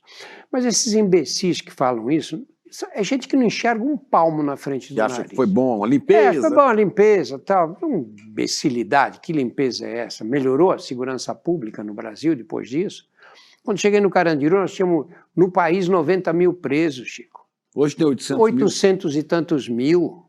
Não é que o Brasil não prende, prende. Pô, 30 anos, nós aumentamos 9 vezes a população presidiária no Brasil. Nós só não temos mais presos no Brasil do que nos Estados Unidos, são campeões mundiais, tem 2 milhões, e na China. Mas a China tem 1 bilhão e 400 milhões de pessoas. Milhões, e tem 1 milhão de presos. Nós temos 800 mil presos. Com a população menor do que a China, menor do que os Estados Unidos. Pois é. Então o Brasil prende. Agora, você com essas prisões todas, melhorou a violência urbana no Brasil nos últimos 30 anos? Não só a prisão, como as execuções. Exatamente. A pena de morte informal. Claro. Aqui em São Paulo hoje domina a cidade. Você melhorou? Então disso aí a gente tem que tirar uma conclusão. Eu não sei o que fazer, você não sabe também. Né? O que você faz com o cara que está assaltando aí na esquina? Você quer que ele eu não seja sei preso? não, mas eu se fosse governante, assim como um governante chamou um economista Serra para ser ministro da Saúde, eu, se fosse governante, chamaria o médico Drauzio para ser ministro do sistema penitenciário, da segurança pública no país. Não, chamaria. Não serviria para isso de jeito nenhum. Mas veja o seguinte, isso fica claro, deixa claro que a prisão não reduz a violência urbana. Pô, tinha 90 mil, tem 800 mil agora. E as cidades estão cada vez mais violentas. Naquele tempo, cidade pequena não tinha violência nenhuma, cidade média não tinha. Agora, em qualquer canto que você vá, você encontra violência. E eram 90 mil presos. 90 mil. No Brasil inteiro. Brasil inteiro. E hoje, 800, mais 800 mil. 9 vezes aumentou a população carcerária. Então, o que aconteceu ali? Ali houve uma briga. Quantas vezes eu mesmo vi isso na cadeia? Foi uma sexta-feira, não foi? Uma sexta-feira. sábado ia ter eleição. O senhor tinha estado, antes de sair, o senhor esteve no Eu presídio? estava nessa sexta-feira lá. E esteve com o diretor do presídio? E quando saí, é um dia que eu dei aula para as travestis, que eu fiz um programa especial de prevenção para elas. E aí o diretor passou, naquela época o diretor andava no meio da cadeia sem problema nenhum. E disse, só passa na minha sala para a gente tomar um café. Eu fui para a sala dele, tomamos um café, ele começou a contar a história. Esses caras de cadeia você conhece, né, Chico? Uhum. Se deixar eles falar, você fica ouvindo durante 10 horas, né? Porque eles conhecem histórias, contam histórias incríveis. E aí, quando deu 1h da tarde, eu falei para ele, doutor Pedrosa, eu vou embora, eu tenho que ir para o hospital, e além do que, eu estou atrapalhando o senhor aqui. Ele falou, não, hoje é sexta-feira, dia que eles ficam arrumando as celas para receber as visitas, é o dia mais As tranquilo visitas do sábado, né? Era um Domingo. sábado. E aí aconteceu aquela tragédia. Não tinha a menor necessidade... O que aconteceu ali? Foi uma briga entre dois grupos, o grupo da Zona Leste com o grupo da Zona Norte. Da cidade de São Paulo. Da cidade de São Paulo. Eles saíram brigando e se esfaqueando. Morreram alguns ali, ninguém sabe quantos foram, mas não foi mais do que uma meia dúzia. E eles, como eram moleques, o pavilhão 9 era o pavilhão para uns novatos na cadeia. Gente de 20 anos. 19, 18, 21, 22, essa é a população. Primeira coisa que eles fizeram foi pôr os funcionários para fora. Coisa que os mais velhos não fariam de jeito nenhum. Começa uma rebelião. Qual é a única segurança? É manter os funcionários como reféns. Não fizeram isso. Aí o guarda da muralha avisou o quartel da PM. O guarda da muralha PM. Era um PM, naquela época era PM que fazia a guarda da muralha. Avisou o quartel da PM que ficava ali do lado do Carandiru. E aí eles entraram em contato com o governo. Governador. Quase certo que tenha sido o governador. De Segurança, se não me engano, era Pedro Franco. Pedro Franco. O governador era o Luiz Fleury. Exatamente. Luiz Antônio Fleury. E aí a PM entrou no presídio. Entrou no presídio, o diretor da cadeia falou, deixa que eu resolvo isso. Eles resolviam, esses casos já tinham ocorrido lá várias vezes. E como é que eles resolviam? Não tem funcionário preso, não tem refém? Tranca, corta a água, corta a luz e corta a comida. Não distribui comida, ficam no escuro e acabou. Em 24 horas eles param, porque no dia seguinte aparece alguém para negociar. Mas a estupidez qual foi? A estupidez foi de mandar invadir. E aí invadiram, agora você pega, dá para cada homem uma metralhadora e um cachorro, e manda ele invadir um lugar que ele não conhece, e já estava escurecendo naquele horário. E onde ele se sentia ameaçado? Ameaçado. Porque o policial era o alvo também Claro, deles. claro, e as coisas pegando fogo, e eles entraram daquele jeito, bastou um primeiro dar um tiro, saíram atirando a esmo quase, em todo mundo. E aí também aflora a bestialidade humana num momento desses, né? Abriu o guichê das celas e disparavam. Isso a perícia demonstrou. Nenhum policial saiu ferido. Nenhum, imagina. Agora mataram 111 a sangue frio. E você viu para onde foram os feridos? Não houve feridos. É uma batalha onde só houve mortos. Nenhum ferido. Tem algum ferido que foi atendido no hospital das clínicas? No jornalismo, muitos relatos de mortos com perfuração de bala nos braços e no peito. Quer dizer, ele fazia assim para tentar se defender, né? E era metralhado aqui, né? Eles mediram, teve na perícia, não tinha tiro abaixo de uma determinada altura, era só dessa altura para cima, na parede, né, marca de tiro. Enfim, foi uma tragédia. Foi num pavilhão só. Só no 9. Que é onde recebiam os presos mais jovens. Mais jovens. E o 9 fazia era vizinho de parede com o 8. E o 8 era o pavilhão que mandava na cadeia, porque eram os reincidentes, aí era o contrário. Eram os experientes, os que tinham experiência e que eram respeitados pela massa carcerária. E esses homens do pavilhão 8 foram salvos por 5 ou 6 carcereiros que estavam ali, que convenceram todos eles a ficar trancados nas celas. Você imagina convenceram todos eles? Eu coloco isso no livro Carcereiros, acho que é o primeiro capítulo.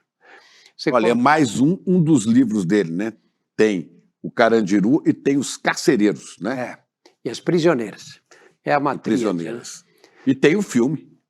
O filme. Do Babenco, né? Do Babenco e a série da Globo Carcereiros, né? Que é baseada no livro. E aí... O Pavilhão 8 e o 9. Eles conseguiram convencer os presos do 9 que não queriam entrar, estavam todos armados com facas, e esses homens conseguiram falar, olha, é melhor vocês ficarem lá, todo mundo quieto, porque a gente segura o portão. E diz, olha, aqui não precisa entrar, está tudo calmo. A polícia não vai entrar aqui. Não vai entrar. E dizer, mas quem garante que vocês vão ficar lá e não vão embora e largar a gente sozinho aqui, nós vamos... E aquilo, que ficava ouvindo aqueles tiros todos, né, no pavilhão ao lado ali, né? Uma grande tragédia. Dessa grande tragédia... Aí a polícia não entrou no 8? Não entrou. Foi só no 9? Só no 9. Dessa grande tragédia emergiu o PCC. Bom, essa grande tragédia foi na véspera de uma eleição, foi comemorada por muita gente idiota, né, de São Paulo. Ó, que beleza! Fizeram a limpeza, né? Gente burra, né? Teve gente que foi eleita depois, o próprio comandante dessa operação, o coronel Biratã, que acabou morrendo também na véspera de uma eleição, né? Morreu, né? Morreu. Morreu, se não me engano, assassinado com suspeito de um crime passional, né? Mas esse coronel foi eleito 2 vezes deputado. 2 vezes. E ele põe o número 111. O número era o número do partido e depois 111. Você vê o atraso desse país, né? O atraso que faz a apologia dessa violência, né?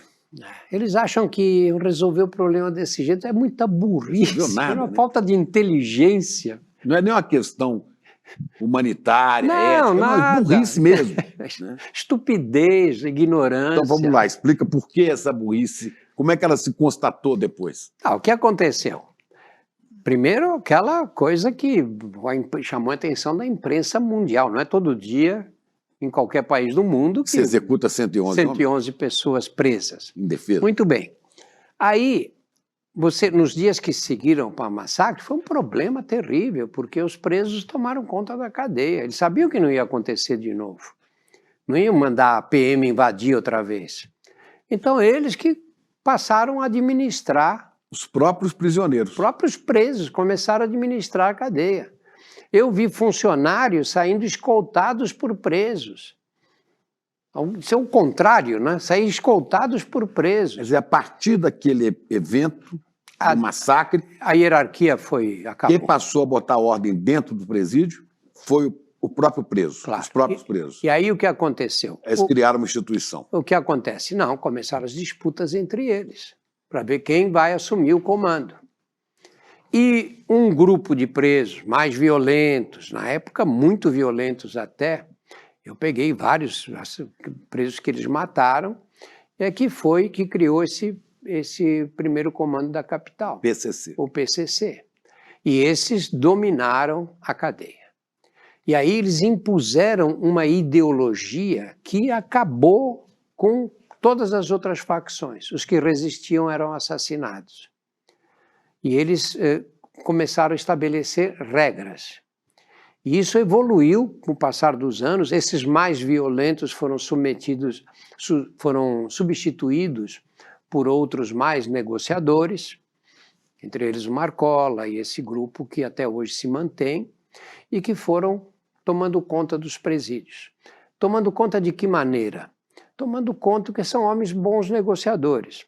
Então você está numa cadeia, eles vão para lá 3 ou 4 presos que são do PCC. E eles começam um proselitismo ali. Olha, nós temos que nos unir, temos que nos defender do Estado. O massacre do Carandiru, você olha o estatuto do PCC... Existe o estatuto? Tem um estatuto com 2 itens só. Sim. O primeiro deles, viemos para nos defender da violência do Estado. Segundo, e para vingar o massacre do Carandiru. O PCC foi criado para vingar o massacre do Carandiru. E para se defender da violência do Estado. E isso funciona? Se funciona. Funciona muito bem, porque lei de bandido, Chico, é para funcionar. Não é como as nossas, que você vai, se contrata Essa pegou, advogado, essa não pegou? essa não pegou. Não, lê não. Por exemplo, primeira coisa que eles fizeram, o crack causava uma turbulência geral. Porque é droga compulsiva, o cara fumava e ficava devendo, não tinha dinheiro para pagar a dívida, e aí como é que fazia? O outro ia lá e matava ele, porque o cara que mata também, se ele não faz nada, ninguém mais paga ele. E como é que ele paga o cara que vendeu? O tráfico é uma corrente, não é? Sim. E aí tumultuava o presídio. Eles proibiram o crack. O PCC proibiu o crack dentro do presídio. Hoje não tem mais. Cadeia de São Paulo, no Brasil não sei, mas na cadeia de São Paulo, nem um cisco de crack. Por quê? Porque eles fizeram duas leis. Primeiro, você está preso, você te pegaram fumando crack, você toma uma surra para nunca mais esquecer. Agora, você está preso, você conseguiu aí por algum meio levar o crack para dentro, está vendendo, você morre. Com esses dois itens do Código Penal, dizer, resolveram o problema. Traficou crack dentro de um presídio de São Paulo, morre. É sentença de morte. É sentença de morte. Então, e o número de mortes também diminuiu? Acabou. Aqueles muito raro atestados hoje. de óbito que o senhor dava? Não, não tem mais. Não? Não tem mais. Por quê? Porque o crime virou um big business. É um negócio. E esse negócio não pode ser atrapalhado. Se você, na cadeia, você tem lá uma distribuição de droga, você tem maconha, cocaína mesmo, em pó, quem conseguir levar para dentro da cadeia, tudo bem. Mas o crack não, porque o crack é que o crack gera é que é o violência. problema. Aí você tem esse negócio. Se começa a ter briga, aumenta a repressão e pronto. E atrapalha os negócios. E é assim também na rua. Você na periferia, você pode... O cara mexe com a sua mulher. Você pode chegar nesse cara e dar um tiro nele? Não pode. Não pode de jeito nenhum. Você não é louco de fazer isso. Porque aí a polícia vai lá. A polícia vai, você atrapalha os negócios que estão ocorrendo naquele lugar. Por isso é que surgiram os tribunais do crime. Esses tribunais apareceram para resolver os problemas de uma maneira pacífica. Mas eu tive num posto de gasolina, devia ser 2 horas da manhã, perto de uma grande favela, e perguntei ao frentista, você não tem medo de ficar aqui sozinho nessa hora? A maioria dos postos que eu via no Rio de Janeiro estavam fechados, né? Não, aqui não tem problema. Por quê? Não, porque o pessoal do crime aí nos dá segurança. Cobertura, claro. Porque não pode ter assalto ali. Não pode. É perto da favela e tal, não pode ter assalto. Entra a polícia, atrapalha os negócios. O crime ficou um crime organizado hoje. Quer dizer, não é fantasia essa história de que há uma interlocução entre autoridades de segurança e as organizações criminosas. De alguma maneira isso se articula. Não sei se é interlocução, mas eu acho que há um conhecimento mútuo mesmo, sabe? E um reconhecimento de até onde cada grupo consegue ir. Porque pensa, você é policial, você está ali, você precisa ter coragem também de como... Você vai resolver o problema sozinho? Não vai, claro, e você vai se expor, a que nível você vai se expor? Então você tem que ter uma política pública, na verdade, que é a única coisa que pode dar segurança. Nós não temos política pública. Mas, doutor Drauzio, a gente tem 800 e tantos mil presos, né? Eu já vi cálculos de que quase 500 mil, ou 400 mil, que seja 300, 400 mil presos estão presos de maneira irregular. São pobres, pretos, né? E abandonados e não estão com prisão preventiva vencida já, né? Outros já cumpriram a pena e então continuam presos porque não tem um advogado, não tem nada. Quer dizer, essa coisa horrorosa que são as prisões brasileiras. Aqui no estado de São Paulo, isso melhorou bastante. Você tem as chamadas audiências de custódia, né? Os presos, você é preso na rua, você passa por um juiz que vai ver se você tem periculosidade, se não tem, se é réu primário, se não é. Isso funciona bem. Para evitar estar pondo todo mundo na cadeia, porque não cabe. Não cabe. Olha, esse CDP que eu atendo é assim, tem... O senhor continua indo toda semana? Toda semana. Onde é? É no Belém. Centro de detenção provisória. Do Belém. É um cadeião. É um cadeião. Ali tem 2 triliches, assim, desse lado, nessa parede. 3 camas. Um nesta e um banheirinho ali, um vaso sanitário e um chuveiro no outro lado. Então, são, na verdade, 3 triliches, cabem 9. Eles dormem 2 em cada cama. E dizem que tem a praia também, né? A praia é o chão. Então, 2 em cada... Quem chegou por último dorme no chão. Muitos dormem no chão, porque cabem 18, né, nas camas. Para mim, a cama é o pior de tudo. Você chega numa cadeia, você vai dormir do lado de um outro homem, na mesma cama. E dorme, né? Imagina, às vezes a mulher que você ama, está ali na cama, você acorda, ela te atrapalha. Imagina um estranho, que você não sabe quem é, se é louco, o que ele pode fazer. E aí são 18, mas normalmente é entre 25 e 30 em cada cela. Então os outros dormem na praia. Aí. No chão. No chão. Tem um colchãozinho de espuma, o mais vagabundo que você pode imaginar. Os outros dormem todos no chão. E o cara passa 19 horas por dia trancado. 5 horas e tem uma quadra ali do lado das celas, onde ele pode ficar, pode andar, tal, mas em alguns lugares não dá nem para brincar com bola ali naquele lugar, tão espremido que é. E você fica ali esperando ser condenado e transferido para uma penitenciária. No tempo da detenção, ficavam lá, às vezes, 20 anos, esperando a transferência que nunca ia aparecer. Agora funciona melhor. Mas ainda assim, não cabe. Sabe, não cabe. Isso é o Brasil inteiro, né? E agora pensa o seguinte, Chico, você tem 19 anos, você chega num lugar desse, tem cara lá de 50 anos, 60 anos de idade. Você entra naquela cela, o cara que diz que não sente medo nessa hora é mentiroso. É mentiroso, porque claro que dá medo, não sabe o que podem fazer com ele ali. E ele tem que ficar quietinho, ficar prestando atenção como os outros se comportam. E aí, de repente, aparece um outro que diz, olha, você é um cara legal e tal, por que você não entra para o nosso grupo aqui, não vira irmão? Entra para a organização criminosa, para o partido. Você vai ter uma roupa que você precisar, uma camiseta, que o Estado dá uma calça caque e uma camiseta. Mas isso acaba, né?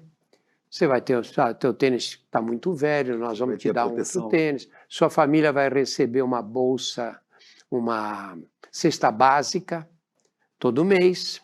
Se alguém mexer com a sua irmã quando passar na rua, você liga a gente aqui, que a gente liga o responsável pela tua região lá e o cara que fez isso vai se arrepender. Então, esse moleque que não era nada, de repente ele passa a pertencer a uma família. De repente ele passa a ser respeitado por pertencer a essa família. Isso é um fenômeno que precisava ser mais estudado, né? Claro. E ele sai de lá... Os sociólogos, os especialistas em segurança pública, né? A hora que ele sair de lá, foi para a cadeia, foi libertado, está tudo bem. Ele vai para a rua. É claro que ele vai ter que retribuir os favores, os benefícios que ele recebeu, que é para poder manter esses benefícios para os outros. Neste momento atual, o benefício é de R$1.000 por mês. Ele tem que dar R$1.000 por mês. O preso em São Paulo que sai do presídio tem que dar R$1.000 por PCC. Se ele for, porque ele não é obrigado a entrar, eles não forçam ninguém. Mas se ele entrou, quando sair, ele tem que pagar R$1.000 por mês. Saiu hoje, dia 1º de maio. Maio é livre. Ele se vira. 1º de junho, tudo normal. 1º de julho, tem que pagar R$1.000. E daí em diante, R$1.000 todo mês. Aí você diz, mas eu não tenho emprego. Uai, se vira. Se vira. Pô, mas nem posso assaltar porque eu não tenho revólver. Não, isso não é problema, a gente te aluga o revólver. Aluga? É, tem um grupo que aluga armas. O senhor conta isso no seu livro? Conto. Num deles conto, sim. No Carcereiros, né? É, no Carcereiros, é. É assim que funciona o crime organizado. Pois é, olha quanto conhecimento por um trabalho voluntário. E agora tem outro, que vai ficando difícil com o tempo aqui, ó. Né? Vou ficando preocupado com o seu tempo. que agora tem esse livro novo, O Sentido das Águas, Histórias do Rio Negro. São 30 anos fazendo mais de 100, 150 viagens pela Amazônia. Mais de 100 viagens. Mais de 100 viagens. 100 viagens. Pela Amazônia, mas só o Rio Negro. Só no Rio Negro. De Manaus a São Gabriel da Cachoeira. São Gabriel da Cachoeira e até a fronteira da Venezuela e Colômbia. Né?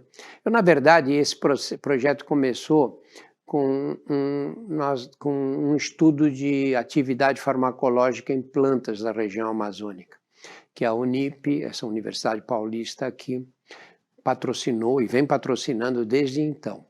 A gente coleta plantas, prepara extratos, e esses extratos são testados em vários sistemas experimentais, contra células malignas, contra bactérias resistentes a antibióticos, e em alguns mecanismos, por exemplo, mecanismo inflamatório, mecanismo de morte celular.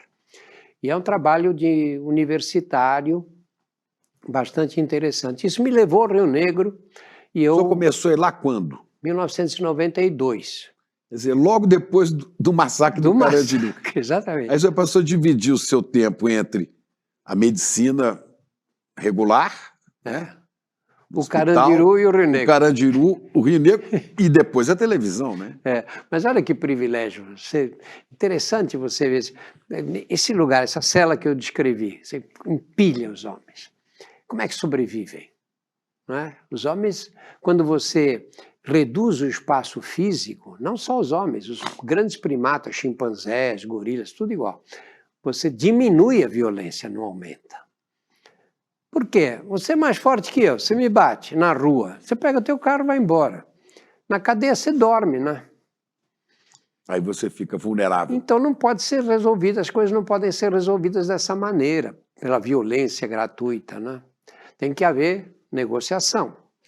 E como é que você consegue sobreviver num espaço curto desse e, ao mesmo tempo, a mesma espécie, que são os seres humanos, você vai andando de barco, você vai vendo aquelas, no meio da floresta, no meio do nada tem uma casinha. Só para a gente ter uma dimensão, de Manaus a São Gabriel da Cachoeira, que é no Alto Rio Negro, tem 1.000 quilômetros. 1.000 quilômetros. Pelo 1.000 quilômetros. 900 e tantos quilômetros. O Brasil é muito grande. Você viaja, às vezes não vê ninguém, né? Ninguém. Enormes espaços sem ninguém, a floresta. E aí você encontra uma casinha, de repente, você para o barco, desce. Você olha lá, mora um homem sozinho. Sozinho, não tem mulher, não tem filho, não tem nada, sozinho naquele lugar. Como é que o cara consegue sobreviver numa cela empilhada de gente e num lugar na mais absoluta solidão? Olha que capacidade adaptativa nós temos. E, né? esse ali, um ribeirinho, não é um indígena, né? Não, às vezes é um cara que veio da cidade. Veio de uma cidade. O pai veio do Nordeste. A Amazônia foi povoada pelas populações originárias, né, os indígenas, e pelos nordestinos que foram levados para lá no ciclo da borracha, nos ciclos que a borracha teve. Né? E esse livro aqui reúne histórias, né? São muitas histórias dessa experiência sua. São histórias de pessoas, porque as histórias são muito interessantes lá, e as histórias misturam o realismo mesmo com a fantasia, né? Tudo meio... Com as crenças. As crenças são muito interessantes. E eu, a partir dessas histórias que eu comecei a escrever, comecei a me interessar pela região, né? Pelo local, né? O que aconteceu ali? O senhor trabalhava com medicamentos lá, com pesquisa disso, e também atendia pessoas. Você é inevitável, né? Você para o barco, conversa com as pessoas que estão ali, se envolve com os problemas. Aí alguém conta que o pai vinha andando pelo meio da mata e se perdeu porque apareceu o curupira que começou a desviar-lhe do caminho. Aí vem outro que conta a história do boto. A onça. A onça. E vem um doente, estou com febre. Pois é, e aí você fala, o que é mais fantástico aqui, né? A história que essas pessoas vivem, ou essas lendas que eles contam, né? Porque a gente conta a história real mesmo, como se tivesse acontecido, né? É muito interessante. E depois a riqueza cultural dessa região, né? Só o Alto Rio Negro, Chico, tem 23 etnias. falam línguas... 23 povos diferentes, né? Falam línguas diferentes, têm costumes diferentes.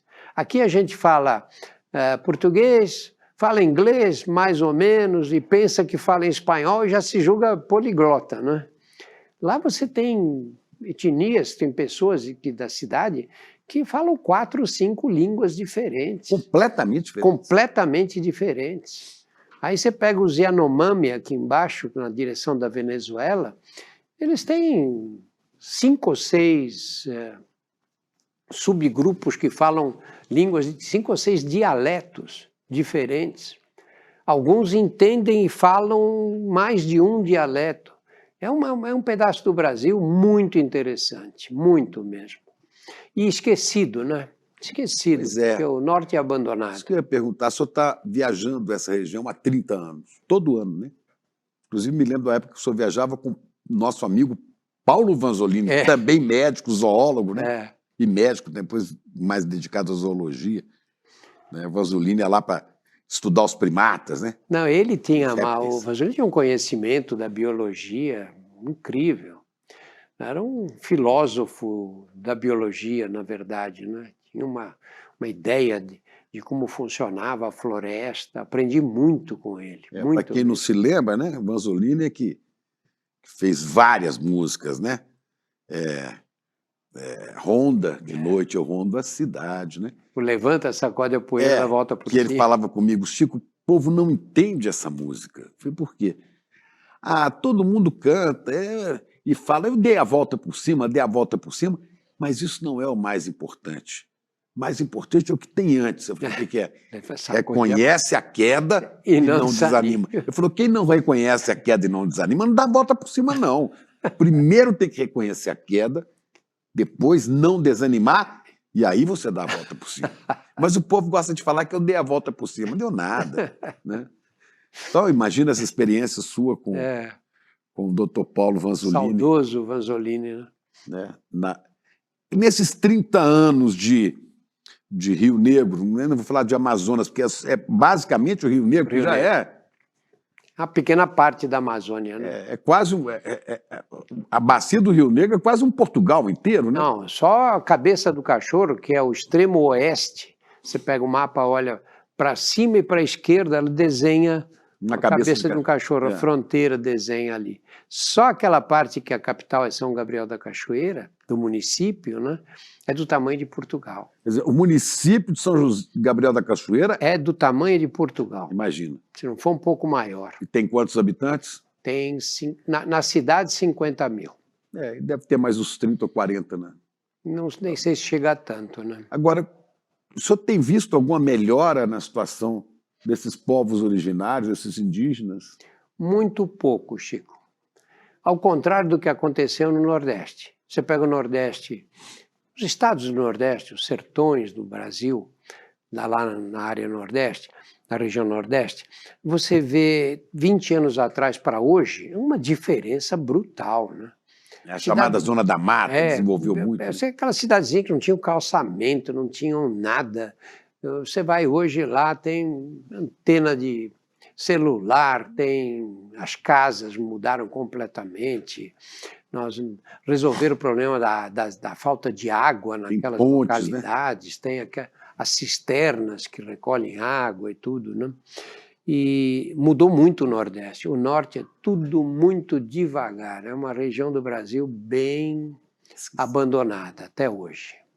Mas as populações indígenas, os povos originários, tiveram também um mergulho de decadência recente. Também, não é fazer uma campanha contra, mas durante o período Bolsonaro, com incentivo a garimpeiros, a desmatamento, né?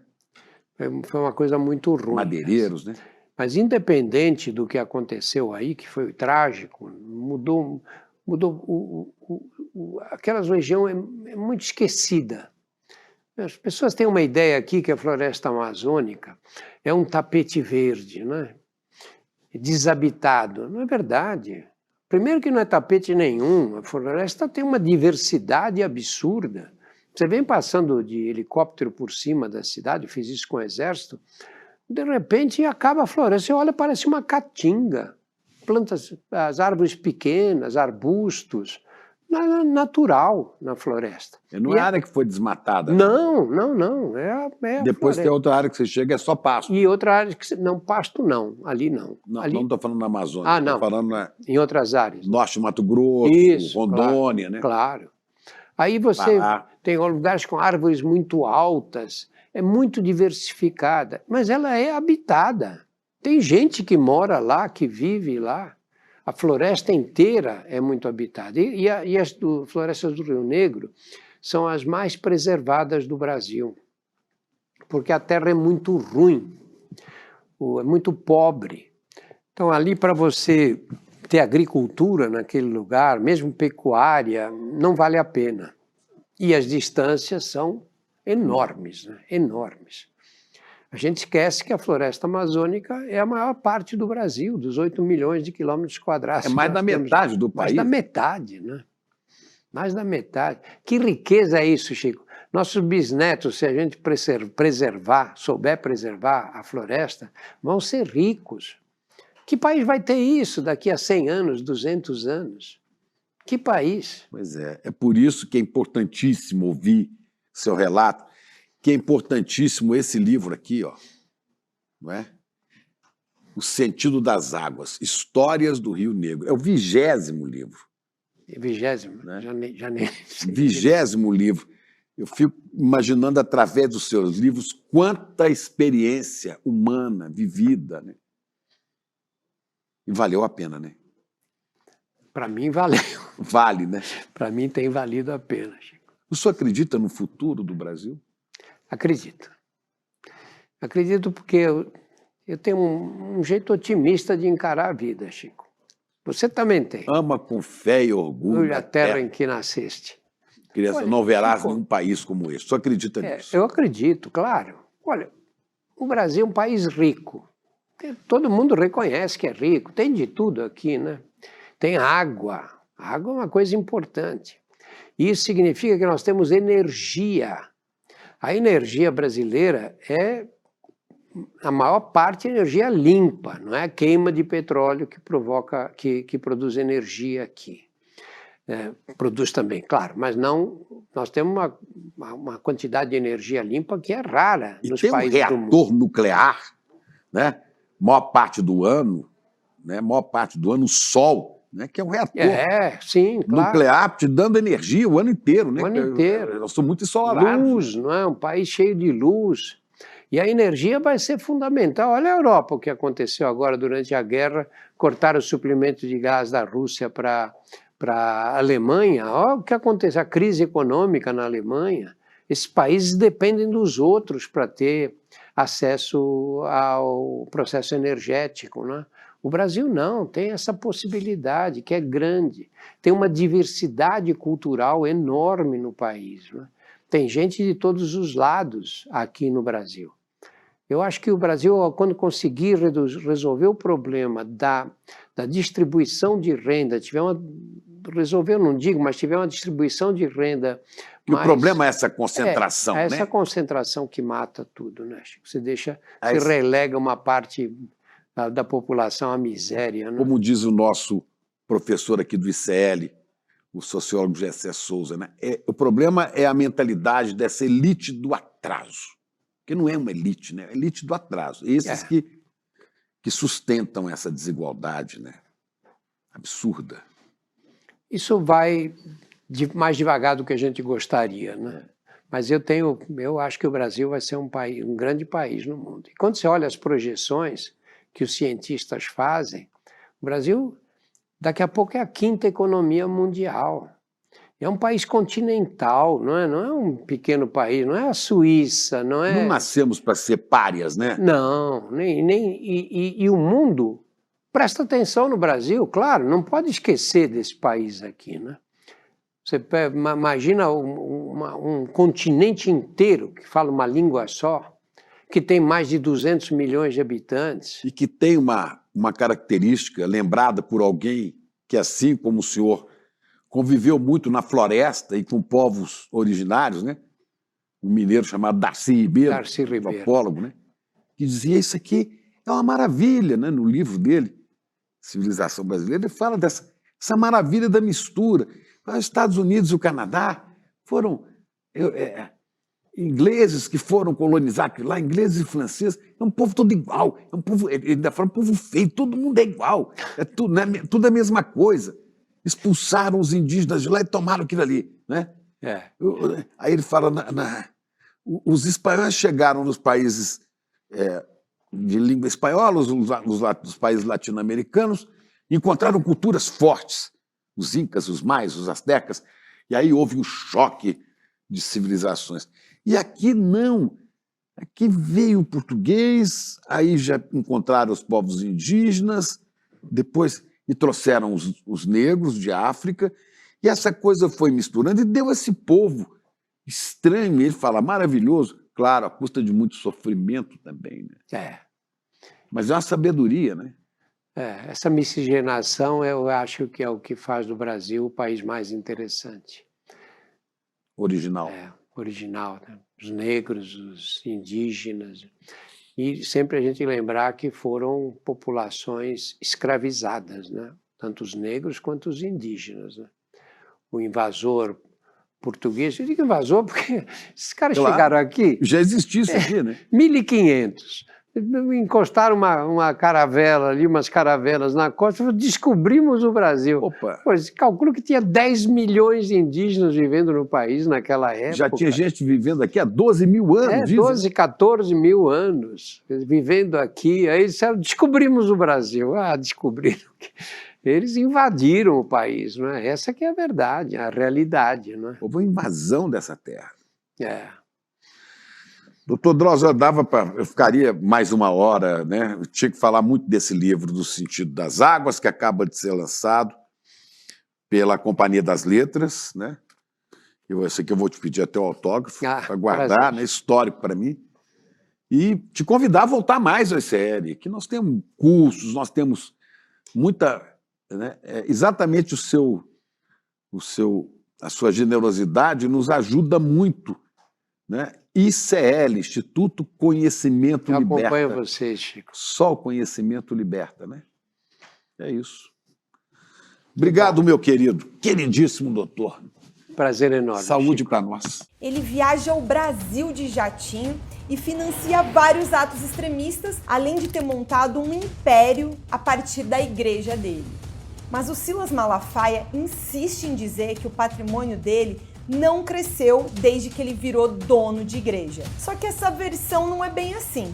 E a gente vai mostrar para você aqui no ICL a verdadeira história de como o Silas Malafaia construiu o patrimônio dele. No dia 29 de maio, às 8 horas da noite, a gente vai exibir para você o documentário Império Malafaia. Se inscreve agora e garante a sua vaga. E aí, Chico, vamos me contar, amigo? Velho, agora... Rapaz, que estampa é essa, rapaz? Gostou? Comprei na loja de ICL. Tá agorinha. Vista a coragem. Leve a luta com você.